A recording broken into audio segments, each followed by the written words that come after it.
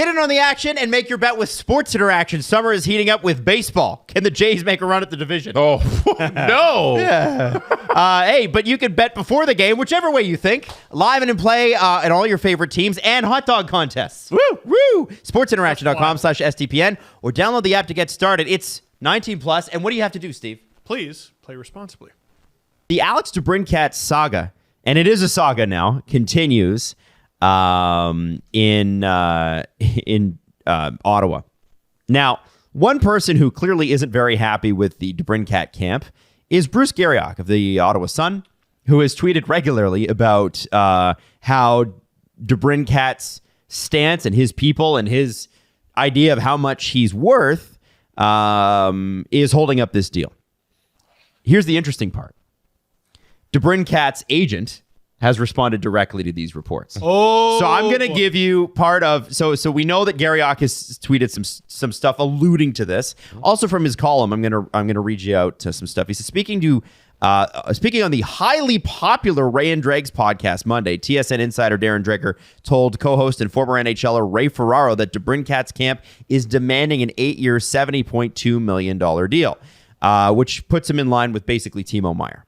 Debrincat wants a long-term extension. This is a quote from Dreger, not just from the Senators. He'd prefer to play in the U.S. just for family reasons, and that's up to him. He's at a place in his career where he can navigate that path. Now, we know Detroit's interested. We know that Zadina directly affects this because Detroit now has $2 million more to play with. And that's right. The Islanders and Ducks are also among the teams that are interested. None of them, at this point, according to what's been insinuated. And again, nobody's come out and actually just said it, but it's been hinted at that none of them are interested in the term that Debrincat is said to be wanting. And Dorian doesn't want to pull the trigger on a trade until such time, at least this is again what's been insinuated, an extension is worked out between the acquiring team and the parties, because it means that Ottawa would get far less without it, right? They get a lot more if he signs an extension in Ottawa, a sign and trade, right? And he needs a win here. Yeah. He gave up a lot for this player. He's got to recoup at least that. Ian Mendez of The Athletic actually spoke to Debrincat's agent. And who is his agent? Jackson. I don't have his first name. Jeff Jackson. Yeah. After you should have had that. I should have had that. His name's Jeff, Adam. Sorry. The one guy is actually named Jeff. One time you don't guess Jeff. Adam. Here's how the article reads. I love the drama in Ottawa right now. After a headline in the Post Media, not even naming the Sun, which I love, stated, quote, Alex Debrincat's contract demands are holding up a trade from the Ottawa Senators. That was the headline. Jackson called the report, quote, entirely false and without merit in a text message to The Athletic. Jackson wanted to clarify the circumstances around his client, which he believes have been mischaracterized by recent media reports. By the way, the main person reporting on this happens to be the Post Media reporter. And some local podcasters, too. As far as I have been advised, according to Jeff Jackson, there have been no agreements of any kind on an actual trade involving Alex, and I would require that before entering into any negotiation. We are waiting patiently for that to happen. Agents and players don't make trades. That's the GM's job. By July 1st, this is Pierre Dorian on June 28th. By July 1st, I think we'll have a good idea. Quote, maybe teams that aren't in right now could be if the players they want to target, they can't acquire. On Saturday, which is July 1st, Dorian then conceded, when the arbitration period ends, we'll have to make a decision. There's such a hard bottleneck in the league right now. Like, nothing's getting done. The Senators filed for arbitration with Alex Debrincat yesterday because, as you remember, I believe they qualified him, but he's not going to accept the qualifier. According to Pierre Dorian on Saturday, which is July 1st, he indicated to us that he won't sign here long term. That doesn't mean he won't sign short term, though. So here's the scenario. If Dorian doesn't get this worked out, and this is where it comes down to him, they've been trying to push in the media in Ottawa, oh, this is all down to Debrincat and his outrageous demands. Whoa. Really what it comes down to is Pierre Dorian's not getting his price. Yeah. And the pressure's on him because if they get this contract done, and let's say he's an Ottawa Senator in October, which it's looking more and more like he will be, first off, Debrincat then can't sign a contract extension for the 24-25 season until after January 1st. So even if you want to deal him and you want him to sign the extension at the next place, you can't trade him until January 1st, 2024. And that means you're basically looking at trading Alex Debrincat at the trade deadline, which, depending upon how much he makes in a flat cap world, might be very hard to do. And maybe he has a bad year. Maybe he gets hurt. Maybe something hurts his value. Man, I didn't realize until I kind of read into this how much pressure is on the Senators to get this done. He cannot sit out either. Like, he can't do what Nylander did. No, he's got to agree to the 1-year deal.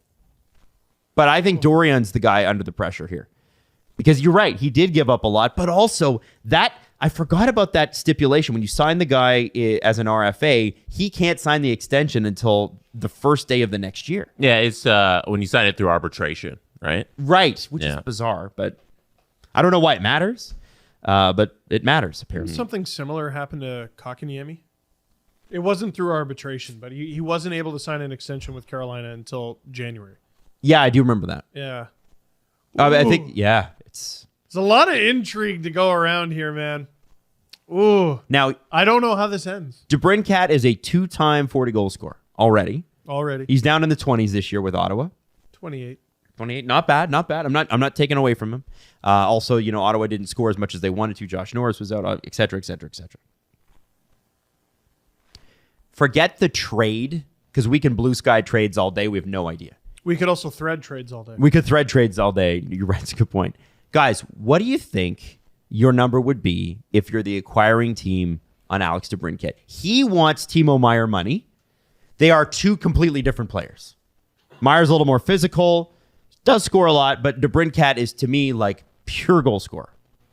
And there's lots of teams that could use pure goal scoring. Yes. Okay, so goal scoring is extremely hard to do. I think a player like Timo Meier is a bit of a unicorn, where he's sort of the full package. You know what I mean? Mm-hmm. I guess for me, the conversation sort of comes down to who would you rather? I mean, I'd probably rather have Timo Meier right now, based on the season Meier had and the season Debrincat had. Meier's contract, I think, pissed off some players. Why? I think it's really good. Tom Fitzgerald's done nothing but extremely tidy work with the New Jersey Devils. Their cap structure, it's awesome. It reminds me a lot of Tampa from a few years ago, where everyone's locked up. Everyone very clearly took a haircut. Mm-hmm. Everyone's still pretty fairly compensated or well compensated. They're young and they're in a good spot to win. I look at Debrincat. Like, one thing that we've said over and over again with him, and it makes me cringe every time, is he's not necessarily a play driver. Like, he's a great finisher, but he's not necessarily a play driver. Dude, I'm not giving you $9 million for 8 years or whatever if you don't drive play. What are you talking about? So, like, the Senators were, like, let's say one center injury away from, like, a 10-goal reduction, kind of being ordinary. You know what I mean? I kind of agree with the not giving him 8 years thing. But now here's how this could work out for Debrincat. You go out there, you light the league up for 50 this year. Yeah. Which he's fully capable of. Yes. And you go into next year and you go, the number is 10. I scored 50 goals.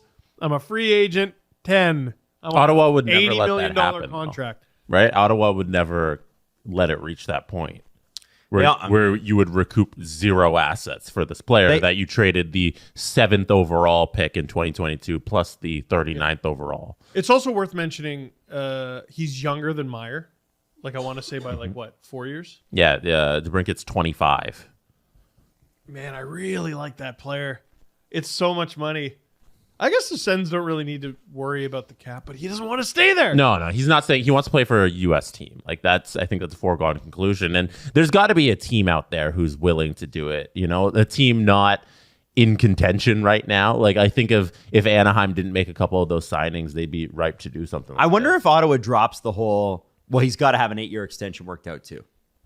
Because, like, remember what happened with Mark Stone where they barely got him traded by the trade deadline? It was like a few minutes before. Yeah. I wonder if they're just like, you know what? Sometimes you got to take an L. Grab a good prospect in return. No, because I think like it's the other team who wants the 8-year extension plus Debrincat, right? Yeah. He wants to sign a long-term deal with whatever team he's going to. Plus the other team who's acquiring him doesn't want to be in the position that Ottawa is in right now where he wants to leave. What about this conversation? Alex, we need each other. We need you to play for our team. And you need to have a better than 28 goal season for us. You need to have a better than 28 goal season so you can get the money you want. We need you to have a better than 28 goal season so that we can recoup the assets we paid for you. Yeah, but when? I think it would be Ottawa this year. We have to be trade deadline. You think he's playing through in Ottawa and they're trading him at the trade deadline?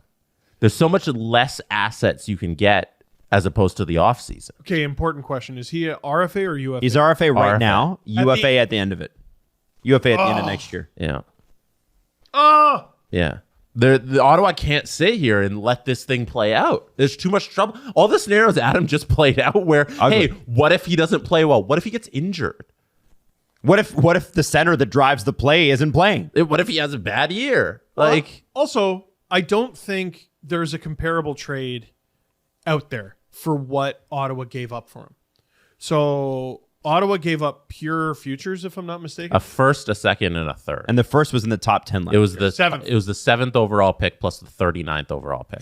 I just don't think that's out there. Like, what team is able to be? Oh yeah, we'll just take on $9 million. Ottawa's gonna, like, I don't think they're heading into next season with the intention of, oh yeah, we'll sell off at the deadline. Like, I think they want to try to make the playoffs. So you're gonna need to go out there and do something like the Pierre-Luc Dubois deal, where you get pieces that are going to help your roster now. Mm-hmm. And if you can get futures, then wonderful. That's what they'd want, right? They'd want that. I kind of think that's the deal they need to look at. Well, I just think that they're feeling like they won't make the trade unless it involves the extension because they believe that they can't get their fair value back for him. Yep, and that's 100%. their And thing. they're right to do that because they need to get as many assets they can for what they gave up. Rock, meet hard place. Yeah, and you're dealing within the division if you deal with Detroit. Mm-hmm. Yzerman is doing to the Sens what we thought everyone was going to do to the Jets. Like what we thought Montreal was going to do to the Jets. Like, well, you have an unhappy player and he only wants to go to one place. Gosh, I wonder how this is going to work out. Shall I give you the sun and the moon? Now or later. And then they said, oh, wait, LA exists. LA exists. Let's get like 4 roster players or whatever. Yeah. So it's right now, it's a matter of looking at what American market teams who need a high-scoring winger and have a bunch of cap space, or at least the freedom to do a long-term deal. Like, what are those teams? Mm-hmm. I'm still trying to see where Zadina signed. Oh man, You wonder, like I mentioned, there's the Arizona is always on the table, you know, because they have all the cap space in the world and they can always use young players they can lock down to stick around there for a long time. Anaheim's in a very similar position. You look at a team like Seattle. Seattle doesn't really have a game breaker.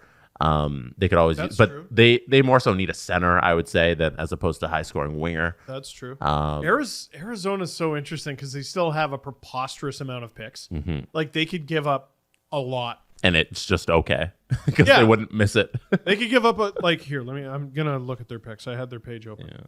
So okay. If I'm Arizona, here's my problem. Because Ottawa probably wants a first round pick involved in that deal. Sure. Arizona's only first round picks they have for the next 3 years are theirs. I'm not giving you any of those. Is Philly a solution? I mean, Oh, that's interesting. yeah. I mean, they're aggressive enough too. Yeah. They've been making a lot of moves. Daniel Breyer's been making a lot of moves to try and retool the team. Philly has their own first and Florida's first. There you go. So that could be something. And if you're the Sens and you need roster players back, like, is Konechny involved in that deal? Is Lawton involved in that deal?